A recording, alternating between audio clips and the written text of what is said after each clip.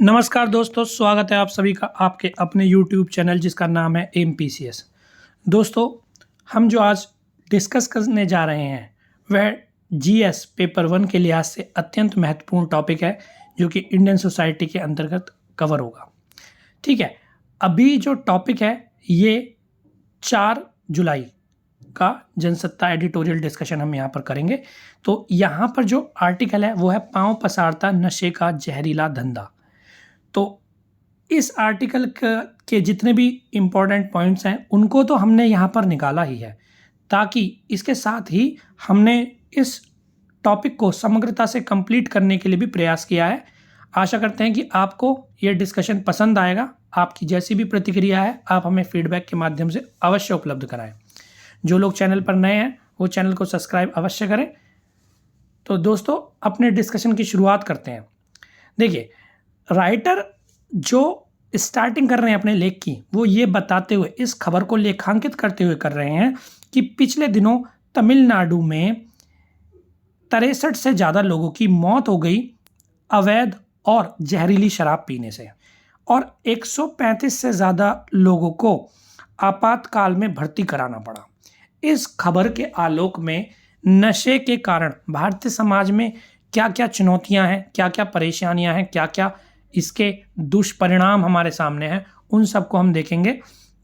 तो चलिए देखिए, सबसे पहले जैसा कि अभी हमने ऊपर देखा कि प्रकरण क्या है, तमिलनाडु में जहरीली शराब पीने से 63 से ज़्यादा लोगों की मौत, और सरकार ने इसकी जांच के लिए CBCID का गठन किया है। CBCID जो संस्था है वहाँ उसको जांच सौंप दी गई है। अब देखिए, जहरीली शराब का जो अवैध कारोबार है, ऐसा नहीं है कि ये केवल तमिलनाडु में खबर आई है तो केवल तमिलनाडु में। इस तरह का अवैध कारोबार पूरे देश में व्याप्त है। कई बार बिहार से खबरें आती हैं, कई बार यूपी से खबरें आती हैं। मध्य प्रदेश तो नंबर 1 है इस तरह की खबरों के मामले में, जहां आए दिन ये खबर आती रहती है कि अवैध और जहरीली शराब पीने से इतने लोगों की मृत्यु हुई, इतने लोगों की आँख की रोशनी चली गई। इस तरह के उदाहरण भी हमें देखने को अखबारों में मिलते हैं। तो अवैध धंधा जो ये जहरीली शराब का है, राइटर इसमें ये कह रहे हैं कि इस अवैध धंधे के पीछे समाज के ताकतवर लोगों का हाथ है, क्योंकि समाज के ताकतवर लोगों के कारण ही इस तरह के जो भी अवैध धंधे हैं उनको संरक्षण मिलता है, और ऐसे धंधों पर कार्रवाई ना करने के संदर्भ में पुलिस की भूमिका भी संदिग्ध रही है। दूसरा कारण एक ये भी है कि इस तरह का जो मुद्दा है वो सरकार के लिए बड़ा मुद्दा नहीं होता, जिसके कारण इसके विषय में कोई ठोस कठोर नीति का बनना और क्रियान्वयन होना हमें नहीं दिखता।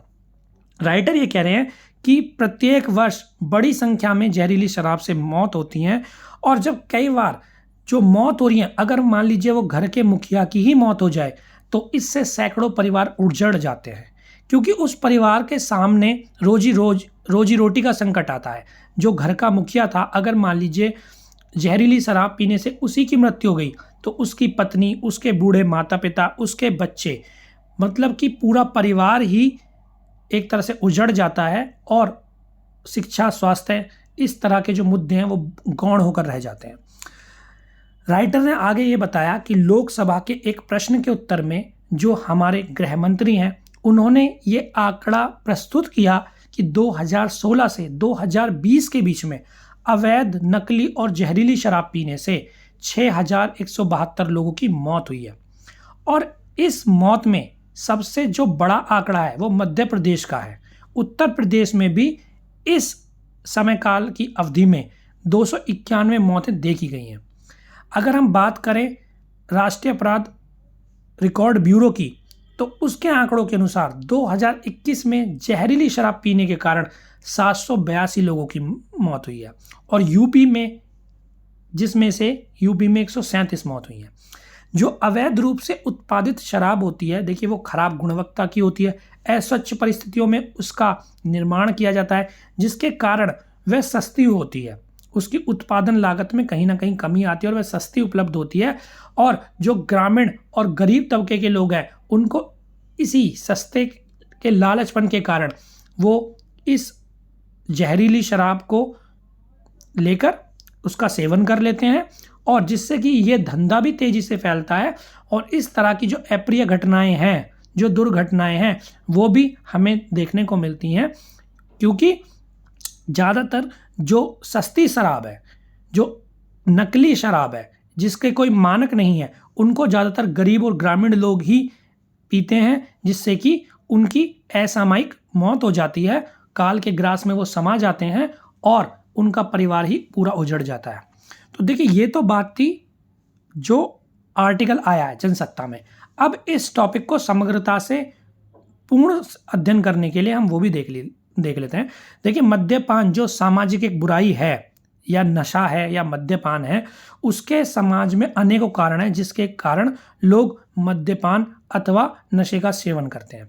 सबसे पहली बात आती है सामाजिक कारणों की। सामाजिक कारणों की अगर हम बात करें तो देखिए, मद्यपान का अगर हम इतिहास देखें तो मद्यपान के विषय में प्राचीन साहित्य में भी सोमरस पान का उल्लेख मिलता है। वहाँ यह भी बताया गया है कि सोमरस शक्ति और स्फूर्ति का स्रोत है। तो कहीं ना कहीं कुछ लोग इस मान्यता के आधार पर भी अपने सेवन को वैध ठहराते हैं। दूसरा सामाजिक कारण एक संगति का प्रभाव होता है, विशेषकर युवाओं में। जब वो किसी कुसंगति में पड़ जाते हैं तो अपने आप को आधुनिक दिखाने के चक्कर में इस तरह वो मद्यपान अथवा नशे के आदी हो जाते हैं। तीसरा कारण होता है निवास और दोषपूर्ण अवस्थाएं, दोषपूर्ण दशाएं। बहुत सारे लोग ऐसी मलिन बस्तियों में रहते हैं जहां पूरे दिन काम करने के बाद इंसान को वहां नींद तक नहीं आती। तो ऐसी परिस्थितियों में वो सस्ती शराब का सेवन करते हैं और उसके जो भी नकारात्मक परिणाम है वो उनको फेस करने पड़ते हैं। तो यहाँ पे हमने देखे सामाजिक कारण। अगर मान लीजिए हम व्यक्तिगत कारणों की बात करें, देखिए व्यक्तिगत कारणों से डिस्कस करने से पहले यहाँ मैं फिर से यह उल्लेखित करूंगा कि देखिए, ये बहुत ज़्यादा सामान्य टॉपिक है। अगर मान लीजिए इस पर प्रश्न बनता है तो लगभग हर व्यक्ति बहुत अच्छा उत्तर लिख सकता है। लेकिन अगर हम इस तरह के टॉपिक को भी एक बार देख लेते हैं, सरसरी नज़र से सारे पॉइंट्स को देख लेते हैं, तो एग्ज़ाम हॉल में हमें सोचने में समय व्यर्थ नहीं करना पड़ता। तो इस तरह से जो हल्का टॉपिक भी है, जो बहुत सामान्य टॉपिक भी है, उसको भी अच्छे से तैयार करना चाहिए ताकि एग्ज़ाम में हमारा टाइम बच सके। अब अगला बात करते हैं व्यक्तिगत कारणों की। देखिए, व्यक्तिगत कारणों में आजकल का जो माहौल है उसमें प्रत्येक व्यक्ति चिंता से ग्रस्त होता है।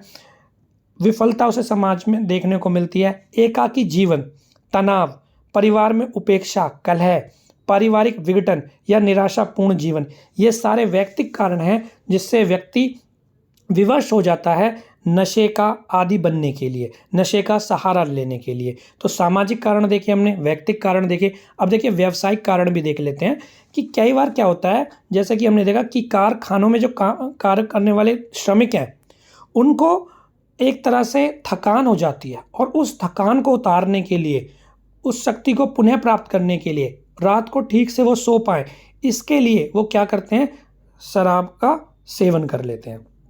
अगला कारण है विलास एवं फैशन। देखिए, आज की जो कॉरपोरेट संस्कृति है जिसमें कि हम विज्ञापन देख लें, जहाँ की मद्यपान को, नशे को एक लग्जरी के रूप में पेश किया जाता है। पाश्चात्य प्रभाव देख लीजिए, हॉलीवुड फिल्में देख लीजिए, अब तो बॉलीवुड फिल्में भी देख लीजिए, उसमें भी हम ये सारी चीज़ें देख सकते हैं।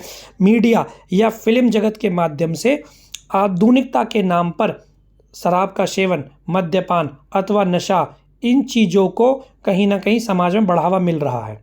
आर्थिक कारण की हम बात करें, देखिए, चाहे वो गरीब व्यक्ति हो चाहे वो अमीर व्यक्ति हो, शौक के कारण दोनों ही लोग मदिरा का सेवन करते हैं। लेकिन गरीब लोग कई बार विवशता के चलते भी मदिरा का सेवन करने के लिए विवश होते हैं, क्योंकि जैसे कि अभी हमने ऊपर देखा कि दोषपूर्ण अगर दशाएं हैं निवास की, अथवा कारखानों में काम करने के उपरांत इस तरह की थकान हो जा रही है कि उन्हें केवल एकमात्र जो उसका सॉल्यूशन है वो यही दिखता है कि हम मद्यपान कर लेंगे, हम मदिरा का सेवन कर लेंगे तो हमें रात में अच्छी नींद आ जाएगी और सुबह हम पुनः अपना काम पे जा सकेंगे। तो ये सारे हमने कारण देखे, सामाजिक कारण, व्यक्तिगत कारण, व्यावसायिक कारण, विलास और फैशन, आर्थिक कारण।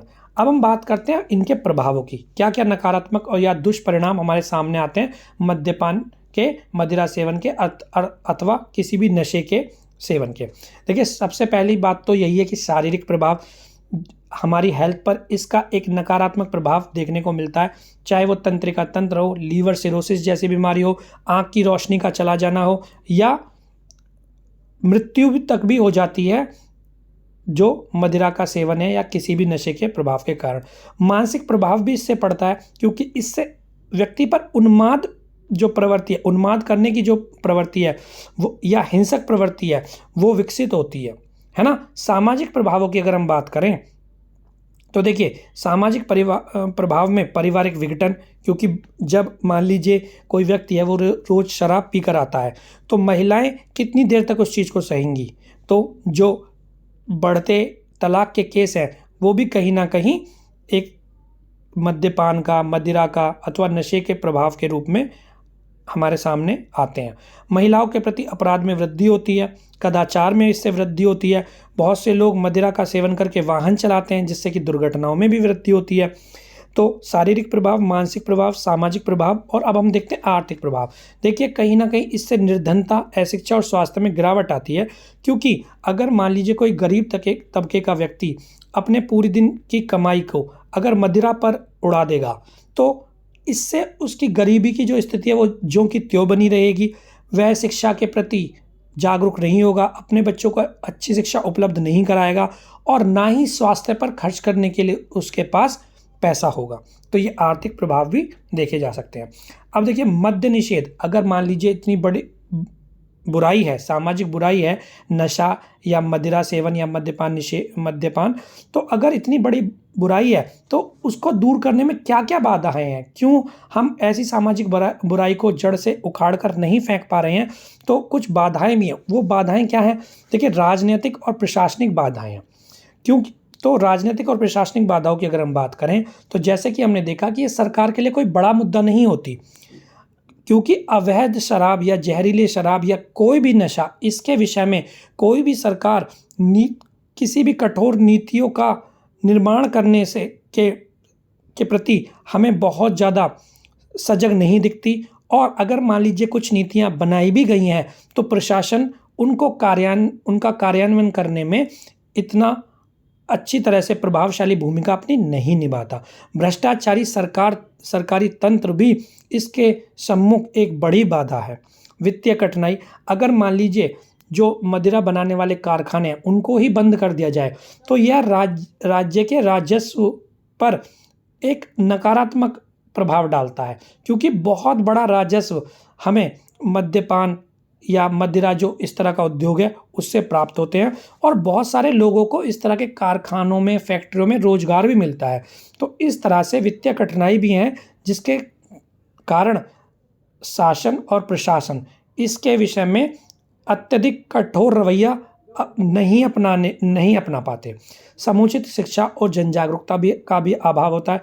देखिए, सामाजिक बुराई है, इस तरह की चीज़ें, नशा, और इससे हमारे हेल्थ पर, हमारे समाज पर कितना नकारात्मक प्रभाव पड़ सकता है, ऐसी लोगों को ज्ञान नहीं होता, अथवा ज्ञान होता भी है तो उसके प्रति वो जानबूझकर अनभिज्ञ बने रहते हैं। तो ये भी एक कारण है। स्वास्थ्यप्रद और मनोरंजन सुविधाओं का अभाव भी कहीं ना कहीं मदिरा पान को बढ़ावा देता है। समाज में नैतिक, सामाजिक और धार्मिक मूल्यों का ह्रास भी कहीं ना कहीं इस तरह की जो नशे की प्रवृत्ति है उसको बढ़ावा देता है। व्यक्तिवादी प्रवृत्ति की हम बात करें तो देखिए, वर्तमान में सामाजिक नियंत्रण में कमी हो चुकी है। ठीक है, आज व्यक्ति केवल अपने तक ही सीमित है और निजता का अधिकार उसको मिल चुका है। तो कोई व्यक्ति अपने व्यक्तिगत जीवन में किन किन आचरणों का पालन कर रहा है, तो उसके कारण भी, इस तरह का अधिकार होने के कारण भी जो व्यक्तिवादी प्रवृत्ति है उसमें बढ़ोतरी देखने को मिली है, जिससे कि सामाजिक नियंत्रण में कमी आती है। क्योंकि पहले बहुत सारे लोग इस तरह के दुर्व्यसनों का त्याग इसलिए करते थे कि भाई अगर हमें किसी ने देख लिया, अगर हमें समाज में किसी ने देख लिया तो इससे हमारी प्रतिष्ठा पर आंच आएगी, इससे हमारे परिवार की प्रतिष्ठा पर आंच आएगी। लेकिन आजकल क्या है, उसको सामाजिक स्वीकार्यता भी मिल चुकी है, निजता के अधिकार जैसी चीज़ें वर्तमान में लागू हो चुकी हैं। इसी के कारण सामाजिक नियंत्रण में कमी आ रही है, और जो अंततः प्रोत्साहित करती है किसी भी नशे के नशे के लिए। पाश्चात्य संस्कृति का प्रभाव हमारी जनरेशन पर किस तरह से पड़ रहा है वह भी किसी से छिपा नहीं है, तो वह भी कहीं ना कहीं मद्यपान को, मदिरा सेवन को या फिर किसी भी नशे के सेवन को प्रोत्साहित करती है। अब बात करेंगे मद्य निषेध के क्या क्या प्रयास आज तक किए गए हैं, उनके विषय में कुछ देख लेते हैं। तो मद्य निषेध की अगर हम बात करें तो देखिए, पहले मद्यपान को निषेध करने की या किसी भी नशे को निषेध करने की जो के संबंध में कानून बनाने की जो संवैधानिक शक्ति है वो राज्य को दी गई है, क्योंकि मद्य निषेध के विषय में कानून बनाने का अधिकार राज्यों के पास है। राज्य सूची का यह विषय है। देखिए 1920-21 में असहयोग आंदोलनों, 1931-32 में सविनय अवज्ञा आंदोलनों, इन आंदोलनों के दौरान शराब की दुकानों के सामने महिलाओं द्वारा, युवकों द्वारा धरना प्रदर्शन किया गया था। तो ये एक प्रयास देखा जा सकता है। और संविधान का जो अनुच्छेद 47 है वह स्वयं मद्यपान का निषेध करता है। अनुच्छेद 47 के अनुसार राज्य चिकित्सा संबंधी उपयोग को छोड़कर, ध्यान दीजिएगा, चिकित्सा संबंधी उपयोग को छोड़कर उन मादक पेयों एवं औषधियों के प्रचलन पर रोक लगाने का प्रयास करेगा जो कि स्वास्थ्य के लिए हानिकारक है। तो कहीं ना कहीं संविधान का जो नीति निर्देशक तत्व है अनुच्छेद 47 के अनुसार वो भी राज्य का ये कर्तव्य बताते हैं कि उसे नशे के विरुद्ध नीतियों का निर्माण और क्रियान्वयन सुनिश्चित करना चाहिए। 1949 में दिल्ली में एक गोष्ठी आयोजित की गई थी जो कि अफीम के संबंध में थी। इसमें यह निर्धारित किया गया था कि 10 वर्ष के भीतर अफीम की बिक्री बंद हो जानी चाहिए और इसका प्रयोग केवल और केवल चिकित्सकीय क्षेत्र में किया जाना चाहिए। 1963 में मुख्यमंत्रियों का एक सम्मेलन हुआ जहां मद्य निषेध को लागू करने पर जोर दिया गया। 1977 में जब जनता दल की सरकार बनी तो वहां मद्य निषेध नीति पूरे देश में लागू की गई। उत्तर प्रदेश में अगर हम बात करें तो मद्य निषेध विभाग उत्तर प्रदेश वो बहुत सारे कार्यक्रम चला रहा है, जैसे कि शिक्षात्मक कार्यकलाप हों, चलचित्र यानी दूरदर्शन के माध्यम से, सांस्कृतिक कार्यक्रमों के माध्यम से जैसे कि नुक्कड़ नाटक, वॉल पेंटिंग्स, होर्डिंग्स, समाचार पत्रों में लेखों का प्रकाशन, बस पैनल्स, ट्री गार्डन्स और स्वैच्छिक संस्थाओं के माध्यम से भी मद्य निषेध को, मदिरा पान को हतोत्साहित करने का कहीं ना कहीं प्रयास किया जा रहा है। तो दोस्तों ये था हमारा आज का डिस्कशन। आपको हमारी ये जो प्रस्तुति है वो कैसे लगी, अपनी प्रतिक्रिया हमें अवश्य बताइएगा।